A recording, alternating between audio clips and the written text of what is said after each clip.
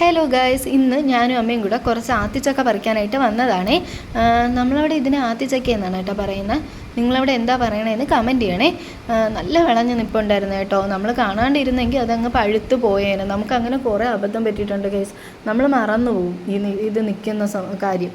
അങ്ങനെ അമ്മ പറിച്ചെടുക്കുവാണ്. നല്ല യെല്ലോ ഷെയ്ഡായിട്ടുണ്ടായിരുന്നു. വലുതും ചെറുതുമായിട്ടൊക്കെ കിട്ടി. എന്നാലും അത്യാവശ്യം നല്ല വലുതൊക്കെ ഉണ്ടായിരുന്നു കേട്ടോ. ഒരു 4 ഒക്കെ നമുക്ക് കിട്ടിയിട്ടുണ്ടായിരുന്നു. നല്ല രസമുണ്ടായിരുന്നു കേട്ടോ. ആ മുള്ളൊക്കെ നന്നായിട്ട് പരന്ന് വന്നിട്ടുണ്ടായിരുന്നേ. വിളഞ്ഞ് 2 വലുതും 2 ചെറുതായിട്ടാണ് നമുക്ക് കിട്ടിയിട്ടുണ്ടായിരുന്നത്. അങ്ങനെ അതൊക്കെ പറിച്ച് അമ്മ എടുക്കുവാണ്. എനിക്ക് ടേസ്റ്റ് വൈസ് അങ്ങോട്ട് അത് ഇഷ്ടമല്ല കേട്ടോ.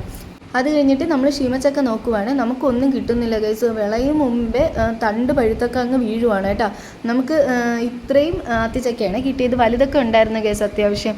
ഇത് ചേനപ്പൂവാണ്. ഇതെന്ന് പറഞ്ഞു കഴിഞ്ഞാൽ നമ്മുടെ വേനലിൽ ആദ്യത്തെ മഴയ്ക്കാണ് ഇതിൻ്റെ പൂവ് വരുന്നത്.